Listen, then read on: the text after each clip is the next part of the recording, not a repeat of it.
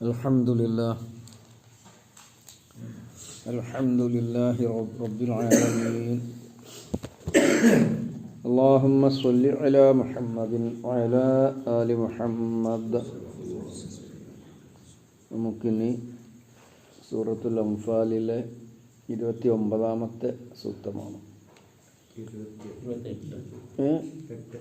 28ാമത്തെ. أعوذ بالله من الشيطان الرجيم. بسم الله الرحمن الرحيم. واعلموا أنما أموالكم وأولادكم فتنة وأن الله عنده أجر عظيم.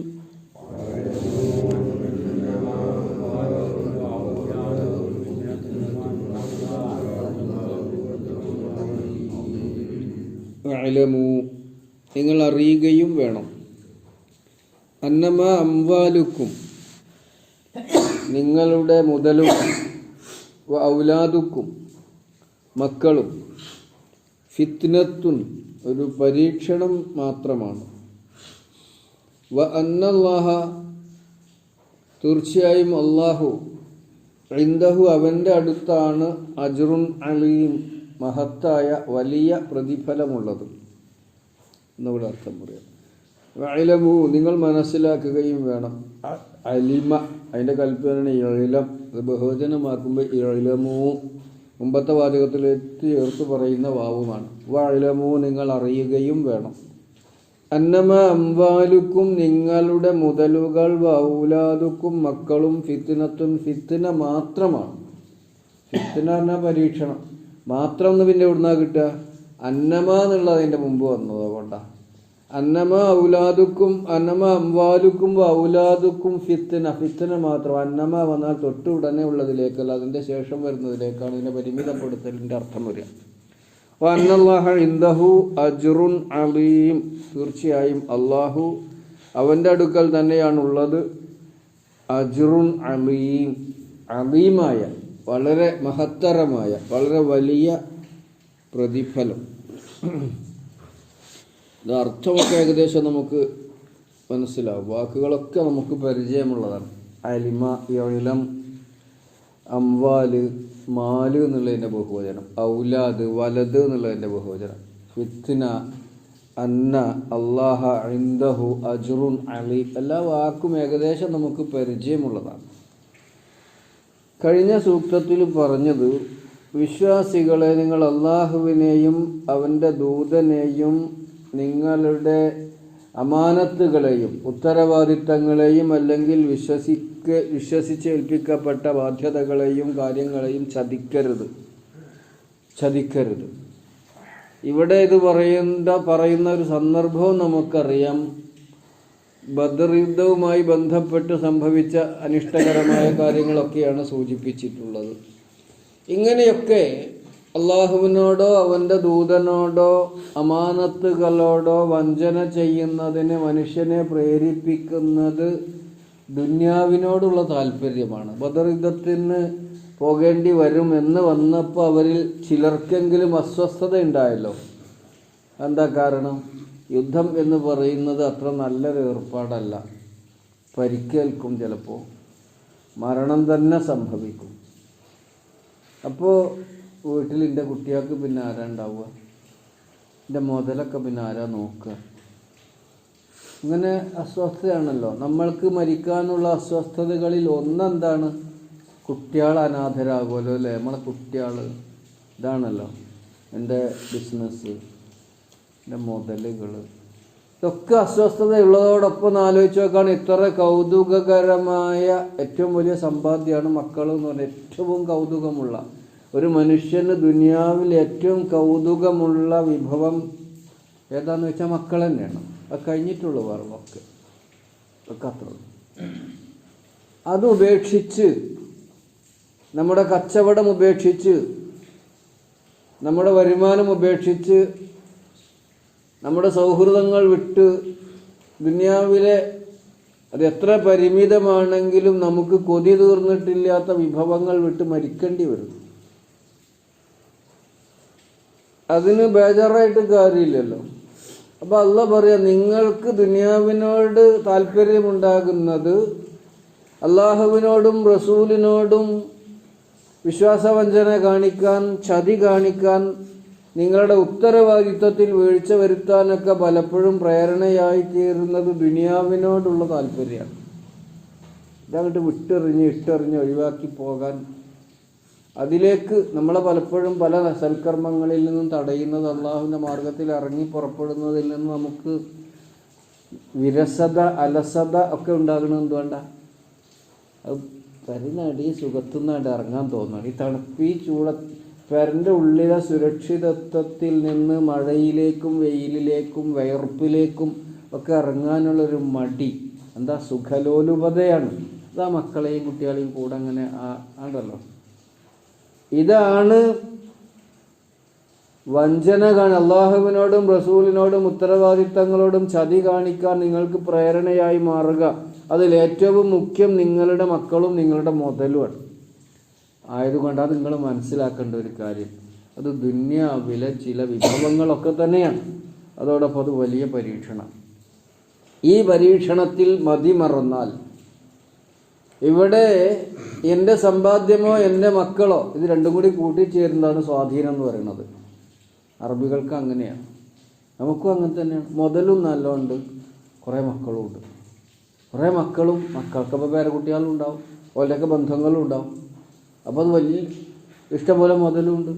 ഒരു മനുഷ്യന് സ്വാധീനം ഉണ്ടാവാൻ, ആൾക്കാരുടെ ഇടയിൽ പേരും പെരുമയും ഉണ്ടാകാൻ, ആൾക്കാരുടെ ഇടയിൽ സ്ഥാനവും മാനവും കിട്ടാൻ ഏറ്റവും മുഖ്യമായ ഘടകം അതാണ്. അപ്പോൾ അതുകൊണ്ട് നിങ്ങളത് തെറ്റിദ്ധരിക്കരുത്. ഇത് എനിക്ക് ശാശ്വതമായി കെട്ടിപ്പിടിച്ചിരിക്കാനുള്ളൊരു സംഗതിയാണ്. അതൊരു പരീക്ഷണമായിട്ട് തന്നിരിക്കുക. പരീക്ഷണം എന്ന് പറഞ്ഞാൽ എന്താണ്? ഈ മുതലിനോടും മക്കളോടുമൊക്കെയുള്ള നിങ്ങളുടെ നിലപാടും ഇടപാടും എങ്ങനെയാണ്? അവയൊക്കെയും അള്ളാഹുവിൻ്റെ മാർഗത്തിൽ നിങ്ങൾക്ക് തടസ്സമാകുന്നുണ്ടോ? തടസ്സമാണ്. അള്ളാഹുവിൻ്റെ മാർഗത്തിൽ പൊരുതാൻ, അള്ളാഹുവിൻ്റെ മാർഗത്തിൽ യുദ്ധത്തിനിറങ്ങാൻ, അള്ളാഹുവിൻ്റെ മാർഗത്തിൽ ത്യാഗപരിശ്രമങ്ങൾ ചെയ്യാൻ തടസ്സമാണ്. മക്കളും പേരക്കുട്ടികളും ഇതെല്ലാം കൂടിയുള്ള ഒരു കുടുംബത്തിൽ ജീവിക്കാൻ മാർഗമുണ്ടെങ്കിൽ എന്തൊരു കൗതുകമാണ്. പക്ഷെ അത് നിങ്ങൾക്ക് തടസ്സമായി കൂടാ. അങ്ങനെ അവ ഉള്ളത് കാരണം നിങ്ങൾക്ക് അള്ളാഹുവിനോട്, അള്ളാഹു ഏൽപ്പിച്ച ഉത്തരവാദിത്വത്തിൽ നിന്ന് ഒഴിഞ്ഞു മാറാൻ, അള്ളാഹുവിൻ്റെ ദൂതനോട് അനുസരണക്കേട് കാണിക്കാൻ, അള്ളാഹുവിനോട് തന്നെയും അവൻ നമ്മളെ ഏൽപ്പിച്ചിരിക്കുന്ന ബാധ്യതകളിൽ നിന്ന് ഊരിമാറാൻ ഹേതുവായിക്കൂടാ. കാരണം അത് ഒരു ഫിത്നയാണ്, പരീക്ഷണമാണ്.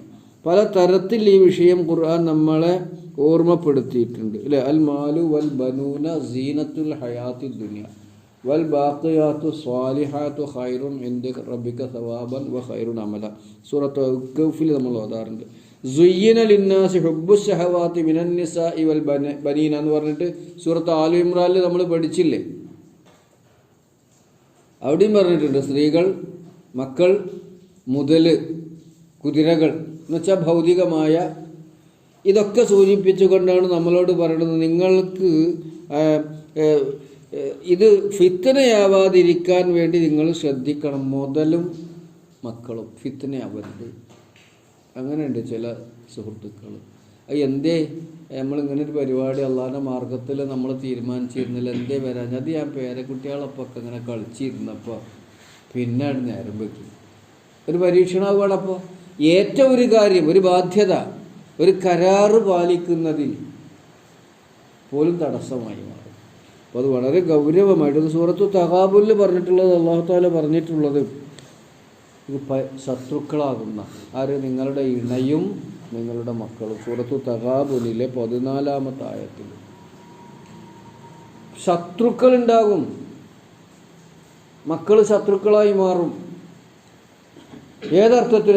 ഒന്നുകിൽ ദീനിയായ ആശയങ്ങളിൽ ശത്രുവായി മാറും, അല്ലെങ്കിൽ ഭൗതികമായ വിഷയത്തിൽ ശത്രു, വാപ്പാൻ്റെ ശത്രുവാകുക, ഭർത്താവിൻ്റെ ശത്രുവാവുക. അത് നമ്മൾ തിരിച്ചറിയണം. ഒരു നിലക്കും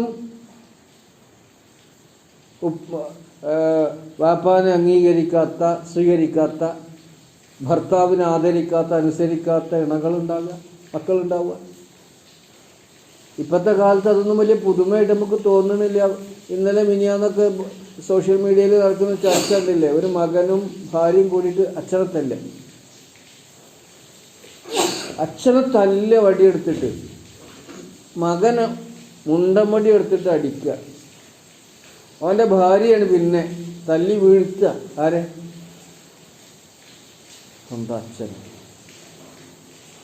അതിൽ മുസ്ലിം നാമധാരികളുമുണ്ട്. സാധാരണഗതിയിൽ മാതാപിതാക്കളെ സംരക്ഷിക്കുന്ന കാര്യത്തിൽ മുസ്ലിമീങ്ങൾ അല്പം മുന്നിലാണ്. അൽഹംദുലില്ലാഹ്, അതെല്ലാവരും സമ്മതിക്കും. അപ്പോൾ നമ്മളിത് തിരിച്ചറിയാൻ പ്രിയമുള്ളവർ, നമ്മളെ മക്കളോ നമ്മുടെ മുതലോ പരലോകത്ത് നമ്മളെ രക്ഷപ്പെടുത്തില്ല. ദുനിയാവിൽ അവരുടെ താല്പര്യങ്ങൾക്ക് അമിതമായി വഴങ്ങിയാൽ അത് നമുക്ക് പ്രയാസമായി മാറും. അപ്പോൾ മക്കളെ സംബന്ധിച്ച്, മുതലിനെ സംബന്ധിച്ച് ഫിത്ന എന്ന് ഖുർആൻ പ്രയോഗിച്ചിട്ടുണ്ട്, സീനത്ത് എന്ന് പ്രയോഗിച്ചിട്ടുണ്ട്, അദുവ് ശത്രുവായി മാറും എന്ന് സൂറത്തു തഗാബുനിലെ 14-ാമത്തെ ആയത്ത്. ഏത്? സൂറത്തു തഗാബുനിലെ 14-ാമത്തെ ആയത്തിൻ്റെ പരിഭാഷയൊക്കെ ഒന്ന് നിങ്ങൾ വായിച്ച് നോക്കൂ കേട്ടോ. ഞാൻ ഒരുപാട് വിശദീകരിക്കണില്ല. നിങ്ങൾ നിങ്ങൾ മനസ്സിലാക്കുകയും വേണം. ആ ഒരു ബോധം നമ്മുടെ മനസ്സിലുണ്ടാവണം കേട്ടോ. അന്നമ്മ അംവാലുക്കും, നിങ്ങളുടെ മുതലുകൾ, എല്ലാ തരത്തിലുള്ള മുതലുകളും, ഔലാദുക്കും, നിങ്ങളുടെ മക്കളും, ഫിത്നത്തുൻ, പരീക്ഷണം മാത്രമാണെന്ന് നിങ്ങൾ അറിയണം. അന്നല്ലാഹ, തീർച്ചയായും അല്ലാഹു ഇൻദഹു, അവൻ്റെ പക്കലാണുള്ളത്, അജ്റുൻ അലീം, വലിയ മഹത്തരമായ പ്രതിഫലം. അപ്പോൾ ദുനിയാവിൽ ഇങ്ങനെ മക്കൾ മുതലുണ്ട് എന്നുള്ളത് കൊണ്ട് എല്ലാം ആയി എന്ന് വെക്കണ്ട. അള്ളാഹുവിൻ്റെ മാർഗത്തിൽ നിന്ന് ഒഴിഞ്ഞു മാറണ്ട. അള്ളാഹുവിനോടും അവൻ്റെ റസൂലിനോടും അനുസരണക്കേട് കാണിക്കണ്ട. അള്ളാഹു ഏൽപ്പിച്ചിരിക്കുന്ന ഉത്തരവാദിത്വത്തിൽ നിന്ന് ഒളിച്ചോടേണ്ട. അങ്ങനെ അള്ളാഹു കൽപ്പിച്ചതനുസരിച്ച് നിങ്ങൾ പാലിക്കുകയും നിങ്ങൾ ശീലിക്കുകയും നിങ്ങൾ ജീവിക്കുകയും ചെയ്താൽ വലിയ ഇതിനേക്കാൾ വലിയ മഹത്തരമായ, ഉന്നതമായ, കൗതുകകരമായ പ്രതിഫലം അവൻ പരലോകത്ത് നൽകും. അതാണ് വല്ലാഹു ഇൻദഹു അജ്റുൻ വഅന്നല്ലാഹ ഇൻദഹു അജ്റുൻ അദീം. ഒന്നുകൂടെ അർത്ഥം പറഞ്ഞ് നമുക്ക് അവസാനിപ്പിക്കാം. പല ഖുർആനിൽ പല സ്ഥലങ്ങളിൽ പല ഭാഷയിൽ വന്നിട്ടുള്ള സംഗതിയാണ്. സൂറത്തു തൗബയിൽ, സൂറത്തു മുനാഫിഖൂനിലൊക്കെ ഈ വിഷയം വരുന്നുണ്ട്. ഒന്നുകൂടെ അർത്ഥം പറയാം. വഅലമു, നിങ്ങൾ മനസ്സിലാക്കണം, അന്നമാ അംവാലുക്കും, നിങ്ങളുടെ മുതലുകൾ, വൗലാദുക്കും, നിങ്ങളുടെ മക്കളും, ഫിത്നത്തുൻ, പരീക്ഷണം മാത്രമാണ്. പരീക്ഷണം മാത്രമാണ്. പറഞ്ഞില്ല, അന്നമാന്ന് വന്നത് കൊണ്ടാണ് പരീക്ഷണം മാത്രമാണ്. അല്ലാതെ അതൊരു ലക്ഷ്യമോ അതുതന്നെയാണ് ജീവിതം എന്ന് തെറ്റിദ്ധരിക്കലോ പാടില്ല. അത് നിങ്ങളെ അള്ളാഹു ഏൽപ്പിച്ചിരിക്കുന്ന പരീക്ഷണമാണ്. ഒരർത്ഥത്തിൽ അതൊരു അമാനത്ത് കൂടിയാണ്. അമാനത്തിന് നമ്മൾ മലയാളത്തിൽ പറയുമ്പോൾ അനാമത്ത് അറിയും.